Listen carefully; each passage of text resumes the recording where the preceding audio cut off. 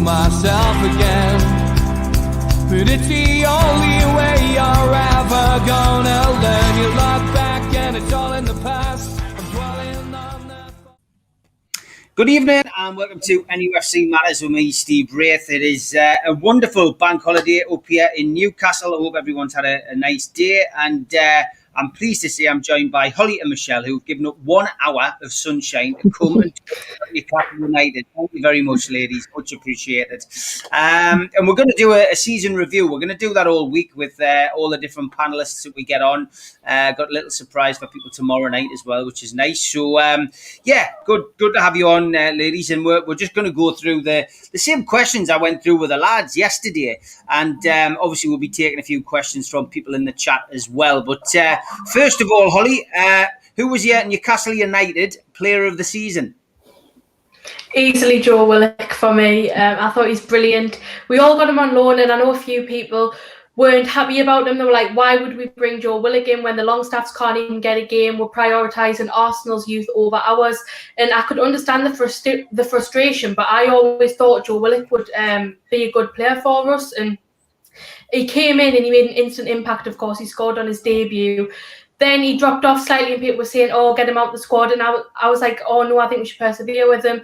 He ended up coming off the bench multiple games and scoring. And we were all thinking, what's it going to take for Steve Bruce to start this lad? It was just absolutely mental the way he was being treated at first. And then he started getting the game time and he just got better and better. And I think he improved massively with us. And of course, now he's went back to Arsenal, unfortunately. But if we could bring him back next season, it would be brilliant because he was easily player of the season for me and he scored so many important goals. Okay, same question to you, Michelle. Your player of the season? Yeah, I don't agree with probably the majority, to be fair, but I think he's done a lot for us, really. I think he's saved our season, not nearly single-handedly, really, to be honest. And again, just like Holly said there, initially, he was just coming off the bench, but he was still scoring coming off the bench. And then obviously he did get his game time, thankfully. But yeah, I much agree. I mean, I'd love to see him back, but I don't know if he'll be coming back now. I think we've probably done him a favour now and got him back in his Arsenal squad. But yeah, good luck with the lad. He done well. Yeah, no, he did. I mean, and I think it's been virtually an overall majority for Willock. I think he's been, he's absolutely superb. And for me, like everybody else, it was a toss-up between him and Wilson. We would have been lost without their goals. But I would say Willock deserves it, especially for the run-in. And when you bear in mind as well, he wasn't getting the game time under Bruce. Looked as if we took him on loan and weren't going to play him, but then suddenly he just started to hit form, and 7 goals in 7 games at the end of the season is phenomenal for any player, and equal Alan Shearer's record at the club was fantastic. So yeah, for me, my player of the season has to be Willock as well, for that short loan period that he had. And there's still a possibility we might get him. I know it seems as if it's quite final, the way that he said goodbye to the fans on social media and that, but never say never. And Newcastle, may have a bargaining tool in the shape of Freddie Woodman. I know Arsenal seem to be keen on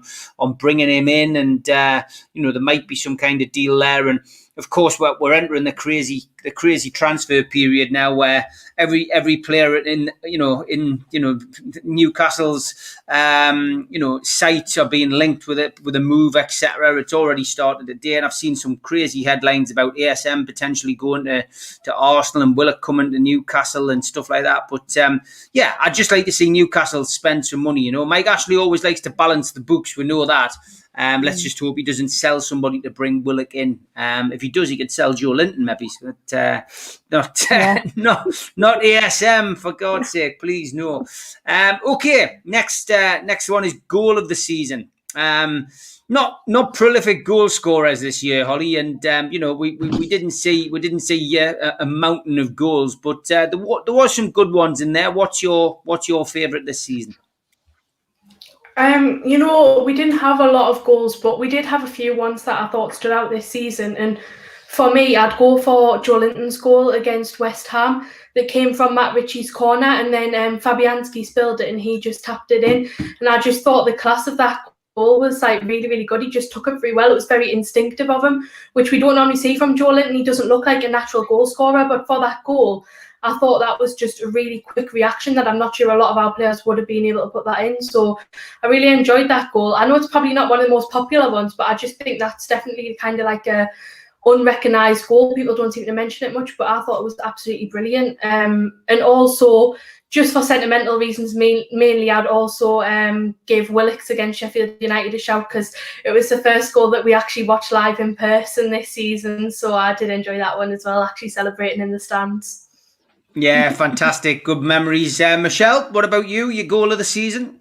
So I had one from the Everton game, actually, one of Wilson's goals, to be honest. So he had been let in from the left, and he was just straight down the middle free, and he just smashed it. And I just thought that was brilliant. He was in space, he was on his own, and I just straight in, loved it. But I've got a sneaky one, if I can sneak one in. Yeah. It's a penalty, Shaw's penalty that he just took. How sneaky was that? That was just, I've watched that a few times. I just think, how did you get away with that? So I had to get that one in as well. Yeah, it's funny, not many people would pick a penalty, but I get exactly where you're coming from, because of just the arrogance of it, just rolling it past them. By the way, I mean, that penalty shootout, I don't know whether you saw it, the Manchester United one in the final. What a penalty shootout that was, Michelle. It was. Do you know what? I also, Savage was commentating, Robbie Savage, on that game. And do you know what? That, because the game itself wasn't great, was it? There wasn't really much to talk about, not really much to watch. They weren't really, they weren't playing how they normally would. But the commentating and the penalty shootout by Savage, I found that really good. I had a good giggle. And I'm not a lover of Robbie Savage, but I just think the way he commentated in that penalty shootout was just brilliant. I just giggled all the way through, but it was really good. Yeah, the shootout was brilliant. But 20 in, wasn't it? I mean, they were just perfect. They were perfect penalties. And I mean, for it to go to the keepers, Holly, it's just something which you would never normally see, Holly, is it? No, not at all. I did miss most of the actual 90 minutes of the game, but then I watched the penalty shootout and they took them all really, really well. So yeah, and I agree with Michelle. I'm not a big fan of Robbie Savage, but his commentating on those penalties was quite amusing, to be fair. Yeah, it was really funny. It was really funny, but yeah, good stuff. And did you watch the Champions League final, Holly? Yeah, I did. I was quite gutted because I really wanted Man City to beat Chelsea. I'm not a big fan of Chelsea, and I wish they got it. And of course, that's the only trophy that Pep would need to win to kind of have won them all. But unfortunately, Chelsea won. It wasn't the most exciting game, but I did think both sides played really, really well. Weirdly though, Man City's goal threat is normally on point. You can't even question it. But that game, I didn't think it was anything spectacular. I thought a lot of the players that are normally world class for Man City didn't really stand out as much. So I'm not sure if it's a nerves thing or whatever, or I think it would have been a better atmosphere if it was played in Wembley, to be honest, rather than in Portugal. I think it would have suited the game better, but it was a good game, to be honest. Yeah, what about you, Michelle? I mean, the Champions League final, I enjoyed it. I thought technically it was a great game. I didn't understand why Pep changed things as much, and ultimately he's tinker and cost him. I think it was a hell of a game though. Yeah, no, I've been to Scotland for the weekend actually, and I watched it up there with 2 Man City fans and 1 Chelsea fan, and I was sat as a neutral, and they were guaranteed Man City was going to come back in the second half, but I did think Chelsea had a slight edge over them first and second half, to be honest. So yeah, I was a neutral, but I really enjoyed it. But yeah, I do think it let him down a little bit. Just his tactics, what you did. And De Bruyne's injury as well. That looked quite bad, didn't it? It was a bad one, a bad one. I've seen some collisions, but that was a really bad one, and he was in tears, the lad. Obviously knew how important it was to him, playing in a game of that magnitude, especially for City. But it took him out. But yeah, it was a hell of a game, good end of the season, and one day it might be Newcastle. You never know. Okay, match of the season, best game of the season, Holly. For me, it would be the 3-2 win over Southampton, because I think that's what I was crying out for all season. A game where no matter what happens in the game, no matter how many setbacks we have, we just go for it till the very end. And that's the one game this season where I think we really did that. Of course, we went down to the 9 men and everyone was just panicking, thinking there's no way we're going to hold on to this lead. And we managed to do it. The defence pulled together really, really well. And just it was a collective effort. And they didn't drop their heads for 1 minute. They constantly kept going and going, and that's just what I want to see from Newcastle. Even if we didn't go on to win that game, I would have been proud of the lads for what they did, because normally you see us, we go like 1-0 up and they're just like, oh well, we don't need to do any more work, and then they sit back. But that game, the work rate was just absolutely phenomenal, so that would be my standout game. But also a game that I would probably say that I enjoyed more for like personal reasons was the 2-1 win over Everton away, when Callum Wilson, I think, scored both goals, because I don't want to like make this too sad or anything, but in the pandemic I did lose my granddad to COVID, and that's who I watched a lot of the Newcastle games with, and that was the last game I got to watch with my granddad. So those goals meant a lot to my family, and that was a really, really nice game for me personally. Nice memories. Michelle, same question to you. Best game? Mine was a Man City game, to be honest. The 4-3 with Man City. I actually went into the game, I think I said on here, I thought we were going to get a draw. If I were really looking, I was a little bit confident. And I know we got beat, but I just thought it was a brilliant game. I sat and watched the game and really enjoyed it. And I actually thought we were going to get the draw at 4-4 at the end, but we didn't get it. But it was brilliant. You would never recall that, would you?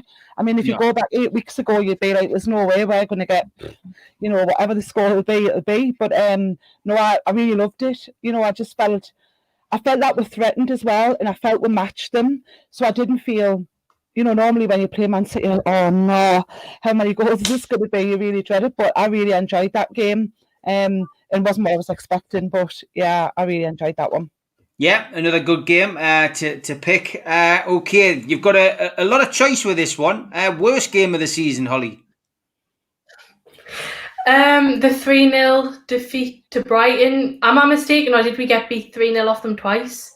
Yeah, we got beat 3-0 twice. Well, we don't do things by halves when we're playing them. So I'd probably go for both of them joint, because I think when we played them the second time, it was like I was having deja vu or something, and I was just like going back in time when it happened the first time. It was just a bit weird, but yeah, those games were horrendous, because realistically, Brighton, they aren't a good team. Even if we'd managed to get a draw, I know we never do well against Brighton, but you'd expect like even a 1-1 or something. But the fact we got beat 3-0 2 times, it's just appalling, really, especially with that squad, which is capable of a lot more. So those would be the two worst. Yeah, two absolute horror shows, really. Michelle, your worst game of the season for Newcastle? Again, I'm probably going to agree with the majority. The Brighton game, the second one for me, I think, because at that point I felt like that is when we needed to win and we needed to put more effort into it. And I felt at that point, oh God, we're relegated. I just hope that's the way they're going to play now to the rest of the season. That's it. So I was quite downhearted after that as well. But I just didn't think they played well enough to what they should have done, as you said, with the quality of the team that we have. I think we should have done a lot better than what we've done. And I think it just caused a lot of concern, didn't it, for the next upcoming games? So yeah, that's my worst one. Yeah, I mean, I would agree. I think the Brighton games were up there, 100%. But the Sheffield United game as well, just because of the, just the feeling around, the support after that game. I mean, there was a lot of expectancy on that game, and it was a must-win game, and Newcastle just didn't turn up. The team completely let us down. But yeah, I would have probably said that. My goal of the season, by the way, as well, which I haven't given yet, was probably ASMs. I've got to agree with most of the lads last night that ASMs against Burnley was special. But yeah, it's there hasn't been that many great goals to pick out. It has to be said. Maybe it's Kraft's header. As well, for just the fact that it was Kraft scoring the goal, and Paul Dummett, obviously, both scoring back to back games. Those kind of goals often stand out as well for me, just because of who's actually scored it. Okay then, best signing of the season, Holly. Callum Wilson. It's got to be Callum Wilson. He came into the side when we were massively lacking a goal scorer. Of course, the year before we'd relied on Joe Linton, who clearly didn't have a good goal record and didn't do the job that we needed. Then we were all panicking in the summer thinking, oh my God, we can't go into next season with Joe Linton as the main striker. Again, we're not going to get the goals. We relied a lot on defenders the season before to score the goals, which is never what you want at a football club. It's just really disorganised and a bit of a shambles, really. And then we brought in Callum Wilson, and I don't know how other fans were feeling, but I thought we were really lucky to get him. I know that he wanted to leave Bournemouth because they got relegated to the Championship and he wanted to play Premier League football, but I just thought that Newcastle side under Steve Bruce, it's not a particularly exciting side to kind of join. But Callum Wilson joined us, and then I just thought I was really grateful that he did, and instantly just did make that impact. I think he's one of the best strikers we've had for a few years. Definitely probably since Salomon Rondon for me, which he's even better than him. And I think if we hadn't have signed Callum Wilson when we did, we would have went down, because his goals before he got that injury were so vital, and he was the only one scoring. Then when he did get that injury, we saw there was no goals in that side whatsoever, and thankfully he came back and we picked up a game. But massively important for us, worth every penny, so it's got to be Callum Wilson. Okay, Michelle, your best signing for Newcastle this season? I've got to agree again. I think it's Callum Wilson. Willock again, I think if he was a permanent signing, we probably would have went for him, but he's not. He was a loan player. But yeah, I would go for Callum Wilson as well. As you say, I'm glad he came to us as well, coming from Brighton. But I just think he's a talented lad, isn't he? He does really well. But yeah, he's definitely someone I appreciate he's came, and I think he's the best one we've had. Bournemouth. Come from Bournemouth. Yeah, Bournemouth. Yeah, you had me thinking, did he come from Brighton? Yeah, but you got Brighton on the brain.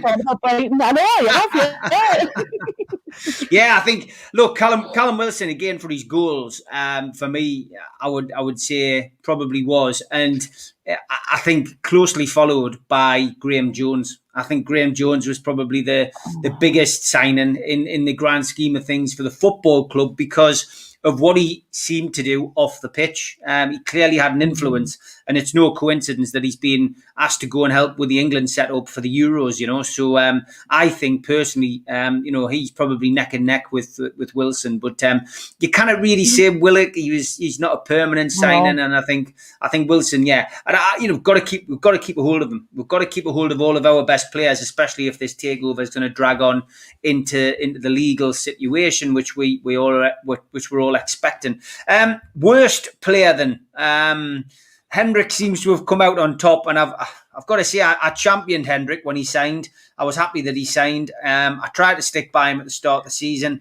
I'm struggling to defend him. I'm probably going to go for Hendrick as my worst player, Holly, because of his overall attitude when the going got tough. I'd got to say, Ryan Fraser's probably up there as well, but I tend to blame a lot of that on Steve Bruce, because he seemed to fall out with Fraser, and then that seemed to be the reason why he didn't seem interested. But there was a complete lack of effort from Fraser at times. But Hendrick's going to get my worst signing. What about you, Holly?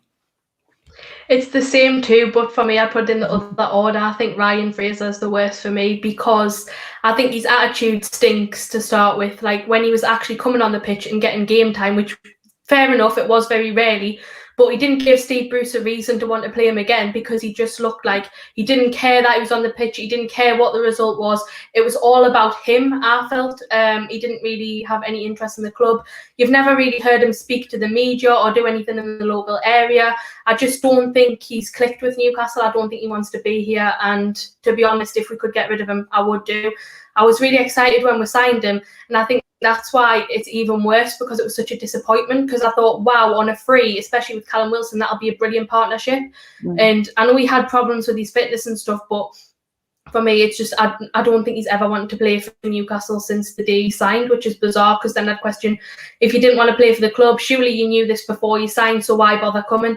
It really annoyed me. But also, of course, Jeff Hendrick has to be up there, because he did start off okay. He scored that goal in his debut against West Ham, and he did look decent. And of course, everyone wanted him to do well. But after that, my God, it was getting ridiculous. I mean, Steve Bruce kept playing him, and he's probably the worst midfielder at the club, which is definitely a title and a half, because let's face it, the midfield's where we're worse. Like, we've got quite a few poor midfielders, but Jeff Hendrick definitely takes that crown. He's horrendous.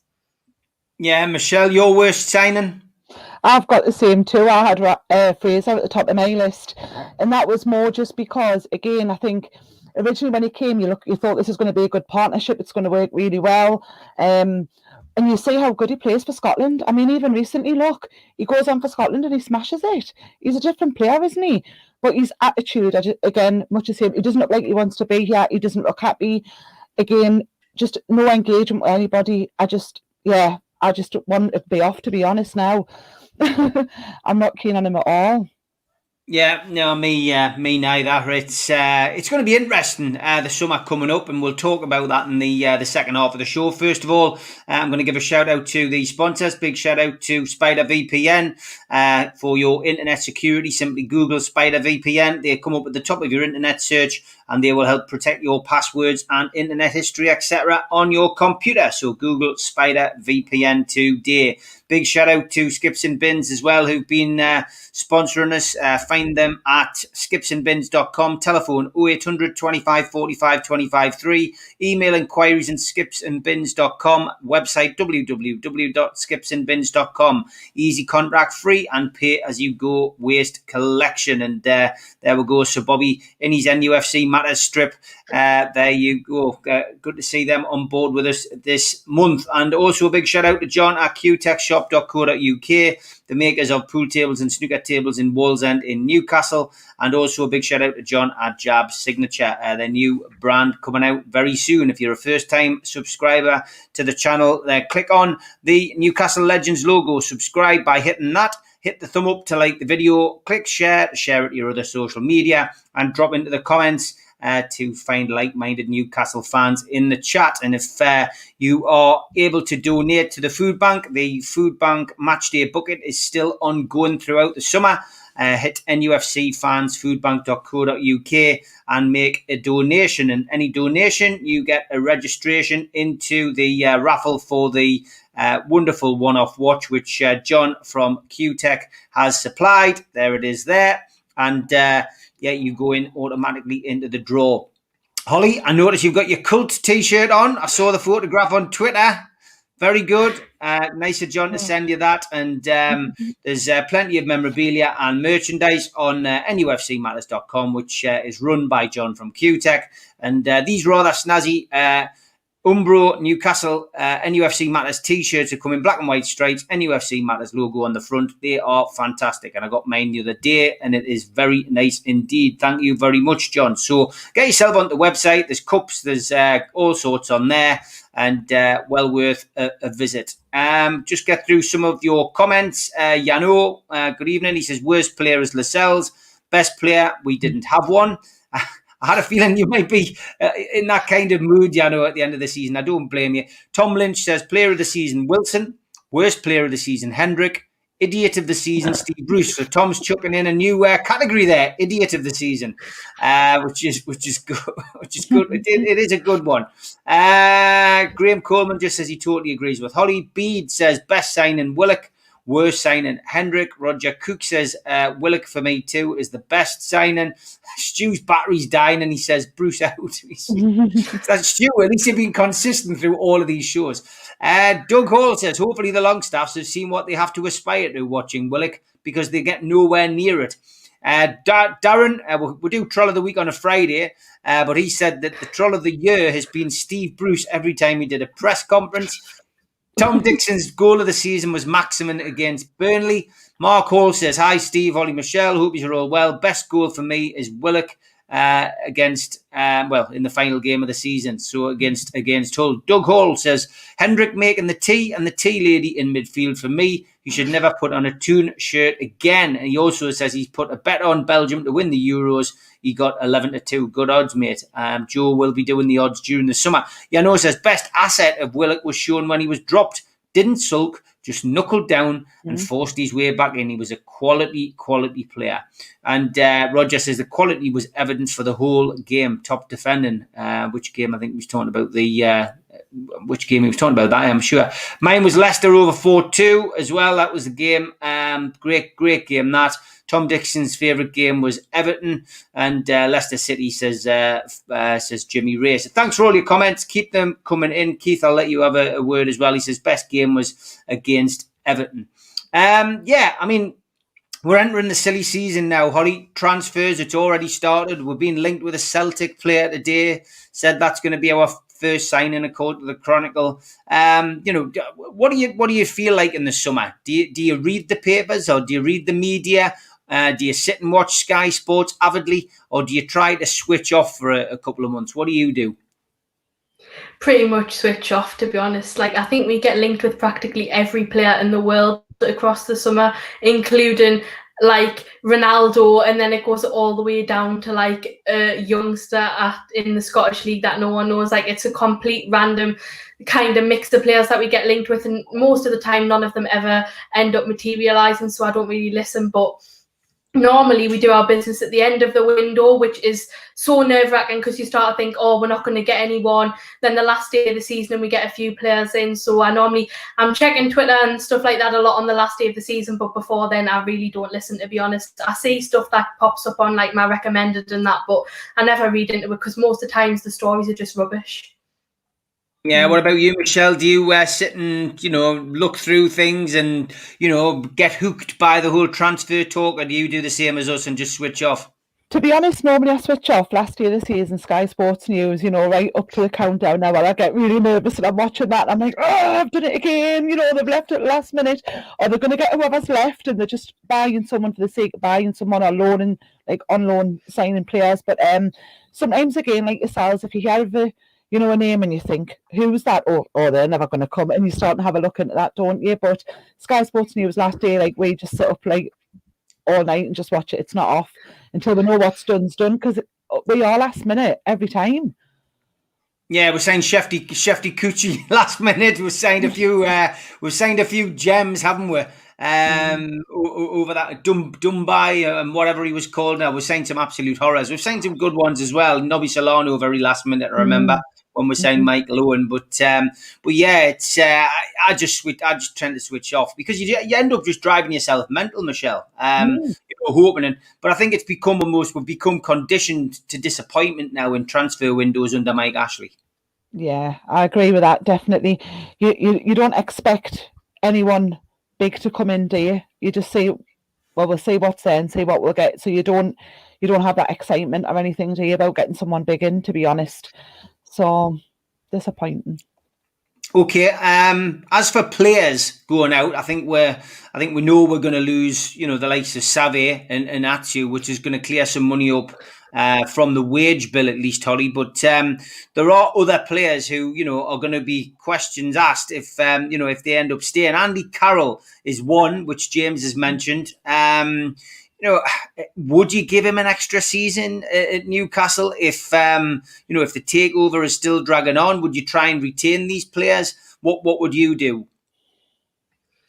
Andy Carroll, I wouldn't, not under Steve Bruce, because I don't think Steve Bruce particularly likes Carroll. I don't think he's got a place in his side, so I don't think it would be fair on him or us to keep him, because I think across the season he could have added something to the side. There's opportunities where you thought, yeah, Carroll would be a good person to bring on, but Steve Bruce never did it, so what's the point in having him there if we're never going to play him? But there's a few players that I would sign up. Of course, Fernandez, I know he's run out of contract. I'd definitely be giving him a contract. I'd bring Lejeune back. And is he on a deal, or is his running out? Does anyone know? Lejeune could come back. I mean, the problem was he went on loan, and it was a season-long loan, so we couldn't pull him back, when a few people were saying we should do. Lejeune's an interesting one. And Fernandez is, again, Fernandez is one where, I would keep him. I wouldn't get rid of him.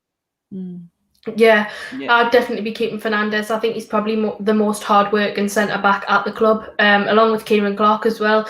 And like I said, Lejeune, I'd probably be prioritising. There is a few that I would sign up, but there is some that I would have to let go. I think it'll be a good time for Shelvey to move on as well. I don't think he will, but I think it'll be a good time now to just cut the losses with him and move forward. Like we said, Carroll go. Of course, Atsu and Save, they'd have to go. I mean, I don't think anyone's going to really question that.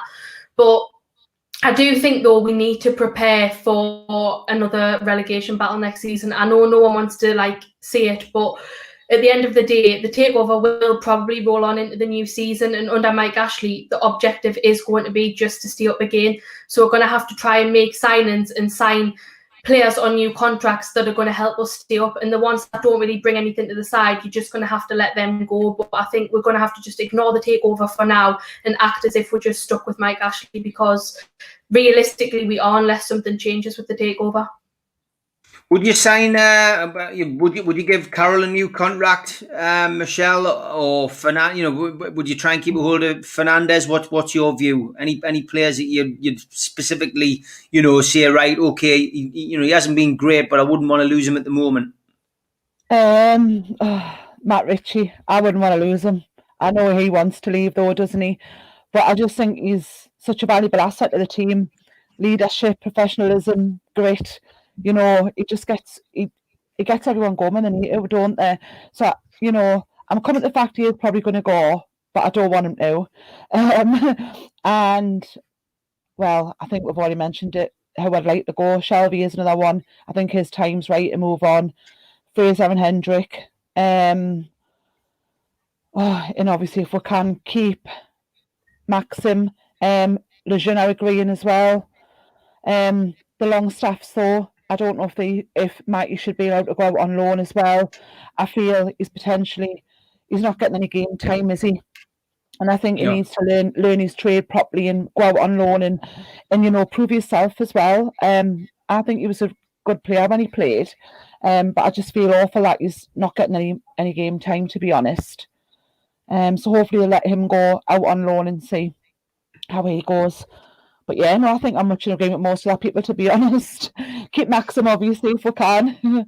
Yeah, definitely. Holly, the Longstaffs is another conundrum, isn't it? I mean, Matty Longstaff, you would imagine that if we start the season with Steve Bruce as manager, he's not going to be too keen on staying. Not at all. I think the way Matty Longstaff's been treated by the club and by Steve Bruce is shocking. It's really, really not on. He convinced him to sign that year-long contract when Matty was looking elsewhere. And if that's what his heart was set on, and Steve Bruce knew, which he must have known that he had no intention of playing him because he hasn't even given him a chance, he should have let him go and progress his career, because he's a youngster. He's like 20 and he's stuck at Newcastle and not getting any game time, so he's not going to improve. I know that people are saying, oh yeah, well, they're not good enough, but they're never going to be good enough if they're not getting a chance. So Matty's definitely got to go. Sean had that rough patch, but then he started to come back into the side at the end of the season, which was good to see. And if he keeps getting even every other game or half a game, then I'd probably keep him on, to be honest. I don't think he's going to turn out to be the player that we all initially thought he would have been, because I think at first he showed a lot of promise, but I don't think he's going to hit those heights, unfortunately. But he's definitely someone worth having, even if it's just a sub on the bench. Yeah, I would agree. Obviously, we've been linked already with this Celtic player. They're saying that Christopher Adja is going to be a Newcastle player, and that is going to be the first signing. The talk is a £6 million. I know Lee Clark, who obviously looked after him at Kilmarnock, I think, in the Scottish League, will have a bit to say about him when he's next on the show. I know he rated him highly, and I would imagine he would probably be able to give him some indication of what it would be like if he moved to Newcastle. Would that be a player that you would like to see? Do you think we need a centre half? We've already mentioned, Holly, that Lejeune potentially could come back. We're overloaded with centre halves, really. We are, but I think, to be honest, a centre back isn't a position I'd prioritise strengthening him. But if this year, I think that's how it's pronounced, I could be wrong, is an improvement on what we have, then I'd be happy to bring him in, because I think some of the centre-backs aren't as good as they have been, and I think certainly the likes of Lascelles, I wouldn't really be giving them a place in the side. I know he's the captain and everything, but we've mentioned this on and off all season.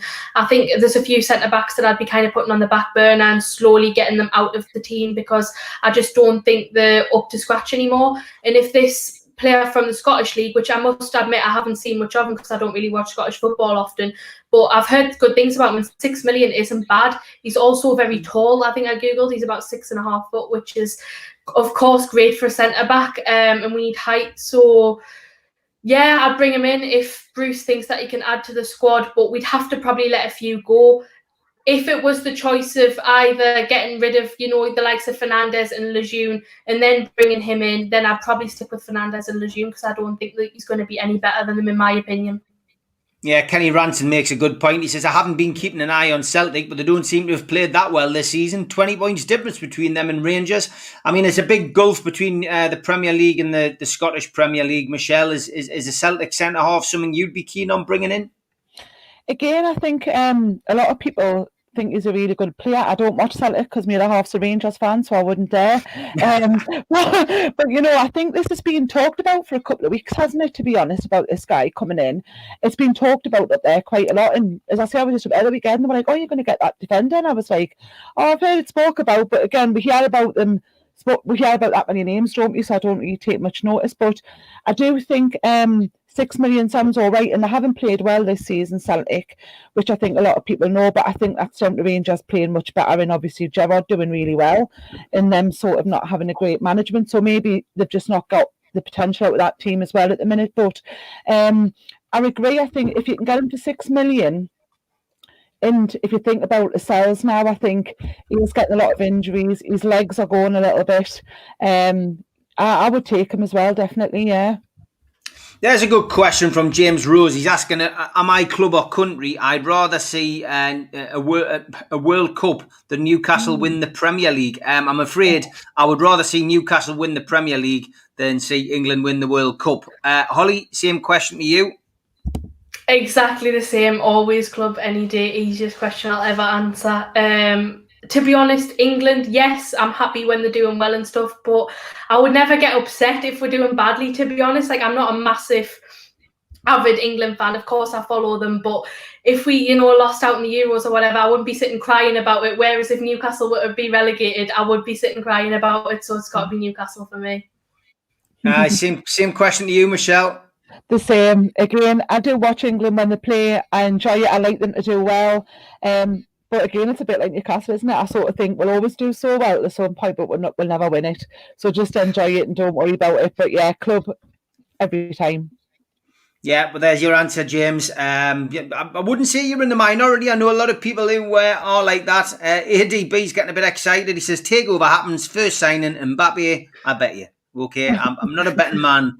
Life Goal says, Joe Linton signed 2 years ago, Gary. Just having a discussion in here. He said the worst money that was spent. I would agree it was the worst money spent, but it wasn't this season. Jamal Lewis at 15 million last summer looks a bust at 23. He has time to improve. Yeah, Jamal Lewis is one which seems to have gone by the wayside. I think a lot of people are willing to give him a little bit of benefit of the doubt. Tom Dixon says, question for the lasses, what team will you be looking at when the fixtures are released for the new season? Holly, what's the first fixture you'll be looking for? Mine's Brentford. That's who I'll be looking for. Yeah, same. It's not too far. It's only about like a couple of hours or 3 hours, isn't it? It's not too far. Also, that'll definitely be an away day we're looking forward to. Of course, the other two are quite far down south, so it's a long journey. I will go, but much rather travel to Brentford than the 5 hours or whatever down to the south coast.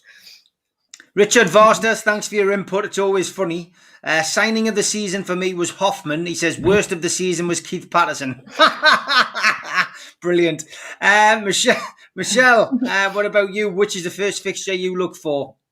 So I look for the big six. I don't want to use that as a quote. I know we're talking about it quite a lot, but that's the ones I look for. But I don't travel like you guys, so I just watch. But I always watch for the big six because I always think we do quite well, to be honest, in the normally games that I enjoy. So they're the ones I look out for.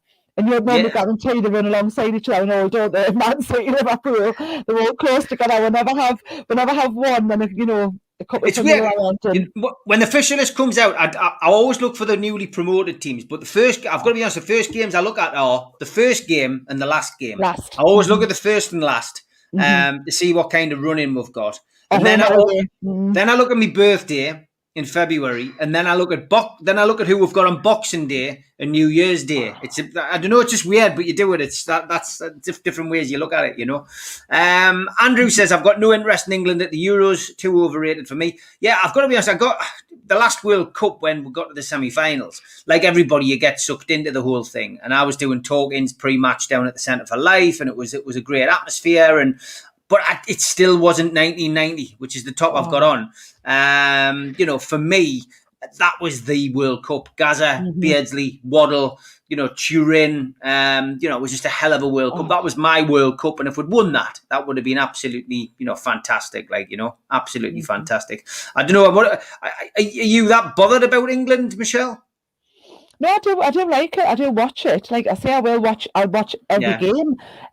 But I wouldn't cry if we come out. We didn't do that well. I would just be, oh well, okay, that's it. And I watch the final, semi-finals, final. Yeah. But no, I'm like I say, I can take it or leave it. But I will watch them though. I do watch them, but I don't get upset if we don't do well. But much like you, Steve, 1990. Oh God. Even now when you watch it, you're just like, oh God, we're so close yet so far. Holly, would have been a twinkle in your dad's eye, but I tell you what, honestly, that was the best was the best World Cup ever. 66 I wasn't alive, but 1990, that was our World Cup. I was 18, and that was just so special. It really was. And just still gutted now. And I don't know you, Michelle, when you watch it, you still think you're gonna win. I don't know. And did you watch the documentary that was on about it as well when you all got together? God! Again, I mean, they wasn't heartbroken as much as anybody else, weren't they? But they knew it as well. That was the chance. Yeah, fantastic, great stuff. It's well worth watching, even if you weren't around, Holly. Definitely worth a watch if you've never watched anything like that. Definitely. Really good. Yeah, really I've watched bits of it. Yeah, I will give it more of a watch though, because I think that's an England side that I would have been fully behind. I would have been upset if we lost because, of course, I had a lot of Newcastle players in it. Whereas now, Newcastle, I feel, so far removed from that England side. We haven't really had any Geordies or any of our players in the side for a long time, so you don't feel as much of a connection. Yeah, I would agree. We mentioned Woodman a little bit earlier. What's your take on the Woodman situation? Goalkeeper as a position, Holly, where we've been, very, very lucky in the last 20 years, to be fair. We've had, we had Pavel and Shaka, and, we had Shea and Harper. We had Tim Krull, again with Steve Harper, Fraser Foster. Now we've got Dubravka. We've got Gillespie, who, to be fair, I would still say isn't going to let you down.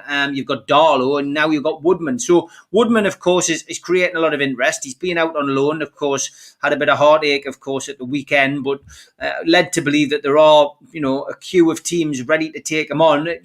What do you make of the goalkeeper situation, and what would you like to see happen with Woodman? Would you want to see him go out on loan and get another season-long experience, or would you cash in on him? I think we've spoke about Woodman for a few years now. He's always been someone that's been in the back of your mind. But this season, if it's been rumoured that we don't have much money to spend, and if that is the case, I think there is positions that we really need to strengthen in. And if we could make some good money off Woodman, then I probably would sell him at the right price. If it was only a few million, then I would keep a hold of him. But I think he's great. I think he's got so much potential, and I think he could absolutely make it in the Premier League. And of course, he's still got age on his side as well, and Dubravka's getting a bit older, and Carl Darlow's not the youngest either.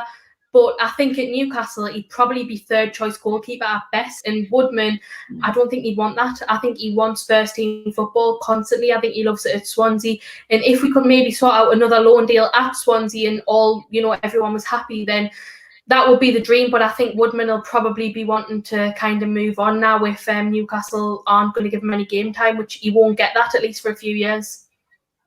Yeah, what about you, Michelle? Woodman? I mean, we haven't seen a great deal of him, to be fair, but he comes highly rated, and there's some big teams chasing his signature.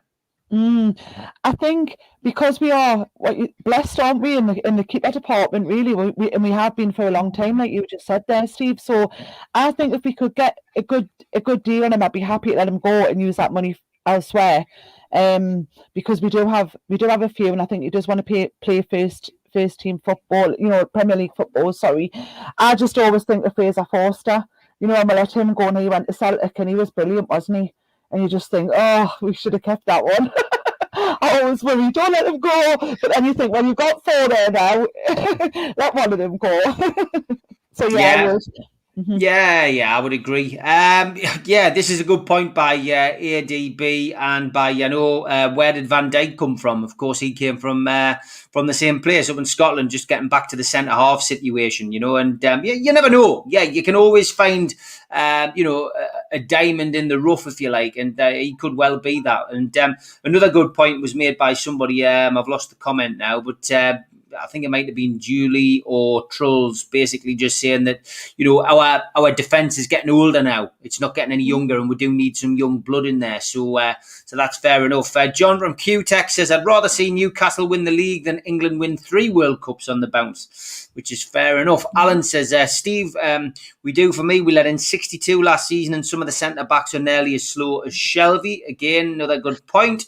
Tom says, "Club always, country never. England, I'm not bothered." And Keith says, "Newcastle to win the Premier League, no brainer." So a lot of people would prefer to see Newcastle United win something than England, which is fair enough. Andrew says, "Toon winning the FA Cup over daft England winning the World Cup." Jimmy, Life Goals as well, says 4 million for the Wigan striker as well, possibly Willems and Josh King on frees.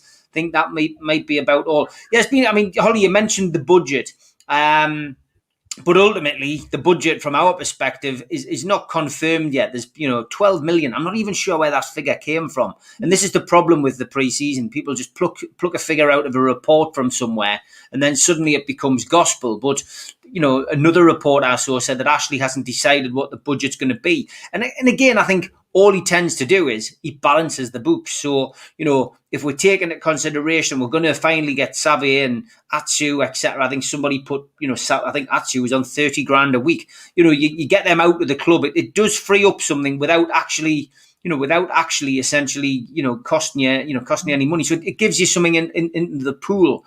And another great point that was made last night by one of the lads, or yesterday afternoon, was Bruce hasn't upset Ashley. So he's more likely to maybe do him a bit of a favour if he goes to him and says, "Well, I need this player, or I need that player." Maybe he's more likely to help Steve Bruce. He definitely is. Of course, we know previous managers and the manager before Steve Bruce, Rafa Benitez, he never got the financial backing from Ashley, and the fact that he publicly spoke out about him multiple times, of course, wouldn't have helped him out. Whereas Steve Bruce is a yes man, and he's someone that's never ever going to criticise Mike Ashley no matter what. So Ashley will have a better relationship with him. He won't really have any problems with him, and that could help him out a lot. And of course, he'll want Steve Bruce to stay in the job. He won't want to have to sack him because he's the perfect manager under the Ashley regime. You do this, he does it. That's just the way Steve Bruce kind of rolls. So that will help him out, and I'm not going to complain about that, because as much investment as we can get as possible, then I'll be happy with that. To be honest, though, I don't think Mike Ashley's going to be spending big. I think he spent a decent amount last summer, more than I was expecting, and I don't think he'll do it again this year. I think he needs to spend. I think he'll spend a little bit, like, to get loans in and stuff, and I think he does need to spend something to obviously prevent us from going down again and protect his investment. But I think we're going to have to kind of make our own money this season. But hopefully Bruce can manage to sort something out with Ashley and get a few quid. Yeah, the England debate is ongoing in the chat. Darren Cowan says Euro 96 and Gaza just missing the ball versus Germany. That's another one when you watch it and go, "Oh God, how did you think he's going to score it?" Alan Thompson says, "My best World Cup was 1970, and for me, the best England team of all time." Graham agrees with me. He says 1990 was both brilliant and heartbreaking. And Dave Harrison, you're young at heart, mate, but he says 66 was awesome. Yes, I'm that old. Gary Edwards as well was a big fan of 96, so that's created a bit of debate. And somebody asked as well, are we continuing through the summer? Yes, we are. Going to be slight changes in programming, because obviously, I do need a bit of time off myself. There'll be a few pre-records going up at some point. We're going to get people to do their all-time 11s, etc., just so we can have a little bit of time off ourselves. But most of the shows will be continuing throughout. Some of them will have a little rest and then be back ready for the new season. But still aiming to do 7 shows a day, which most of you will be very happy about, which is good. And tomorrow night we are going to have obviously Liam Kennedy on, and as you all know, Liam and I usually are on talking about what is going on at Newcastle United week to week. We tend to talk about the transfer window and whatever's hit the headlines with the takeover. But tomorrow night I'm joined by Liam and special guest Lee Clark. live from Sudan. Lee will be telling us how he settled in with his new job out there, and will be joining me and Liam to look back on last season. So don't forget, 6 o'clock tomorrow night, me, Liam Kennedy, and Lee Clark. Yeah, the budget, Michelle, is just one of those things. If the takeover goes through, we won't have to worry. But at the moment, it's just it's just simply guesswork, isn't it, by the media as to how much we've got to spend, I think. It is, yeah. I don't know where the figure came from. Where did someone just pluck that out? The 12 million, did they? Yeah. So I think you're right. I think you will. It depends what can be offloaded to what will be spent on it, because he does balance the books. But I think if Steve Bruce sort of marked anybody, and it was a reasonable amount of money and affordable, obviously due to COVID as well, I think we all need to remember a lot of clubs are going to be in the same situation, aren't they, over the last year. But I think he's probably got more chance of getting a bit more leeway with Ashley than anybody else has, purely because, like you say, he does agree with him. He never goes against him, does he? He's never negative about him at all. Where other people have been in the past, and also always said, like, well, we can't get the money, speak to Ashley, whatever. But Steve Bruce didn't say anything like that, does he? He's just, that's fine, we'll go with it.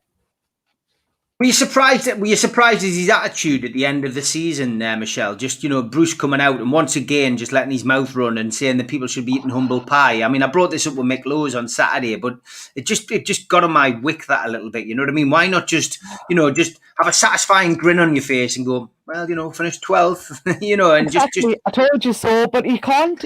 He just can't do it, can he? I think we've spoke about it a few times with regards to the media and how you feel like he does really well. He was starting to get a lot of credit. People were like, well done, we do give credit where it's due. But then straight away he comes back on with something else and you think, why do you do that? It never, honestly, but no, not great, is it? No, it's definitely not. Lots of debate still going on. I would sell Darlow and have Woodman as number 2, says Gary Edwards. Alan says Woodman for Willock. What do you think about that? That has been mentioned, Holly, potentially allowing Woodman to go to Arsenal and maybe a little bit of cash and Willock. Would that be a deal you would agree with? You're both nodding your heads, Holly. Yeah, easy yes for me. I think that would be a brilliant bit of business for Newcastle. And if that's what Arsenal wanted as well, if they wanted Woodman, then it would suit both clubs really and it would be perfect. Mm-hmm. Yeah, and you agree with that, Michelle, I think? Definitely. Yeah. I would listen. I wouldn't complain at that. We are spoilt for choice, really, with goalkeepers, and that is something which we could easily do. I still think takeover doesn't go through. We'll be relying heavily on loans. I think 1 or 2 loans, maybe 1 or 2 cheap personal, deals like that. The Celtic deal that's in our budget. I think £6 million. But yeah, I'd love to see that. I'd love to see Willock come. If you buy Willock, that's a statement of intent, and I think you will see the likes of ASM and that they'll be a bit more settled. You know what I mean? Darren Cowan says, to be fair, Michelle, Steve could go to Scotland and score goals. No, I know. He hasn't seen me play, by the way. He hasn't seen me play. James, who started the England debate, says, nah, yous are all wrong. When Trippier smashed that free kick in, that was the best football moment in my life. James, I'd hazard a guess, you're slightly younger than me, but listen, that's what it's all about. We've all got our own eras. 1990 World Cup was mine. And like somebody made the point earlier, the reason I think that was so special, might have been David Reed actually saying that 96 there was no Newcastle. He says, I think you said 96 there was no Newcastle players in the squad. I'm not sure if that was the year he meant. We definitely had Steve Howie. That was dentist chair year, I think, 96. But 1990.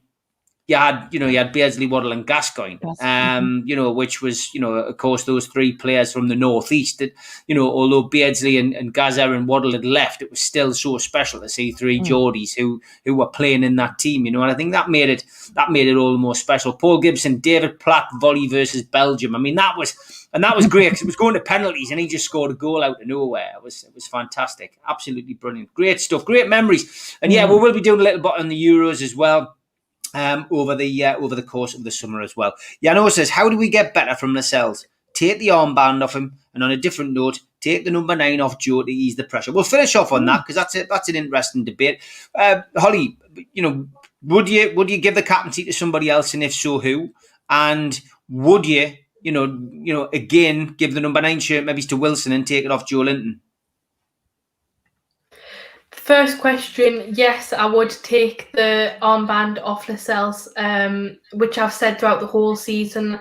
And he did start to turn it around a little bit. He started to get a bit more praise from me. He scored a few important goals, but overall, I don't think he's done enough for a few years now to deserve the captain's armband. And I don't think it makes him any better as a player. So regardless if he had the armband or not, I don't think we'd see any difference in his performance. For me, if Matt Ritchie was to stay at the club and be in the first team, then I'd probably give it to Matt Ritchie. Of course, he's got that absolutely. He's just got those captain qualities that just naturally that everyone would desire in a captain. So it's kind of a perfect fit, really. If Ritchie was to go back out of the side, if things were to change, then I'd probably give it to Martin Dubravka. Not a popular choice, I know, because people don't really give it to goalkeepers often. But I just think Martin Dubravka, he does have those qualities that Matt Ritchie does as well. And you always see him sorting out the defence and really barking out orders, and he's not just focused on himself, he's worrying about what everyone else is doing. And you see Martin Dubravka, when we aren't up to scratch and we aren't doing enough, he tells them that, and he's not afraid to tell them that. And there's not many players in our side that has that voice. And the second question about the number 9 shirt for Joe Linton, to be honest, I think Joe Linton's got over the whole pressure of the number 9 shirt thing now. I don't think it's really getting to him as much anymore, so I don't think he'd be playing any better or have any pressure eased if he got rid of that shirt. However, I would give it to Callum Wilson regardless, because I think Callum Wilson just deserves it, and I think would mean a lot to him, because we all know how big the number 9 shirt is for any striker at Newcastle, and Callum Wilson has definitely done more than enough to deserve that shirt now. Just the fact that he basically single-handedly kept us up, certainly towards the start of the season before his injury. I just think that would be a really nice kind of thank you present to him for what he did that season. Yeah, same question to you, Michelle. The number 9 shirt is something which I think was cheaply given away when they gave it to Joe Linton. I think it was daft, honestly. But the same two questions to you. Yeah, I think you're right. He's over that sort of, I think the confidence thing with the number 9, I think that definitely was a problem for him initially.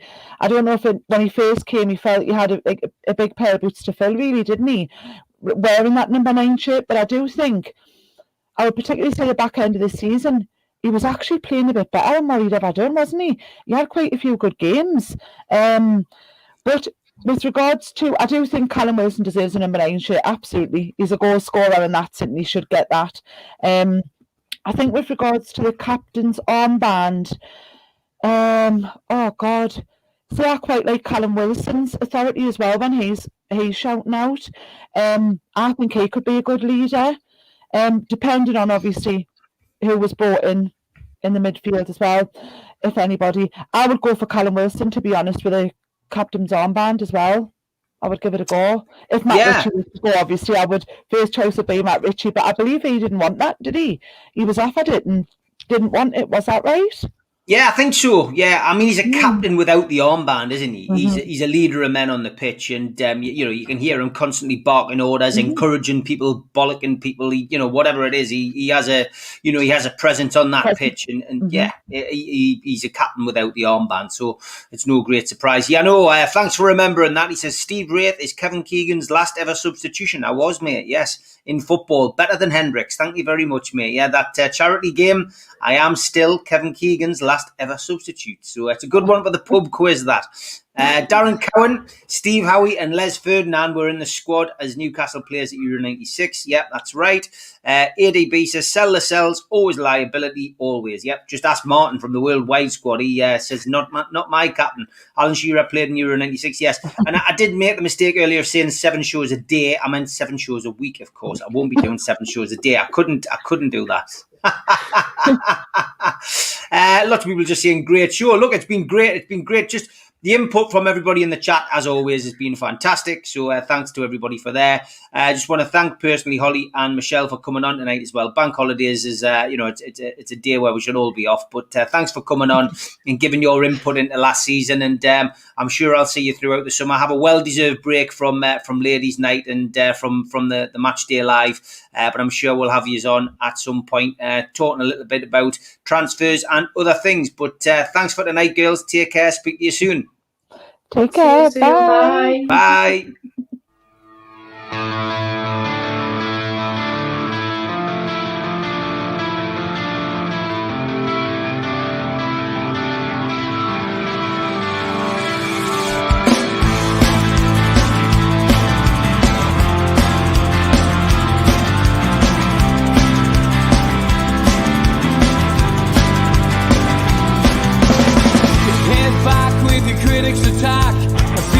I've been talking to myself again.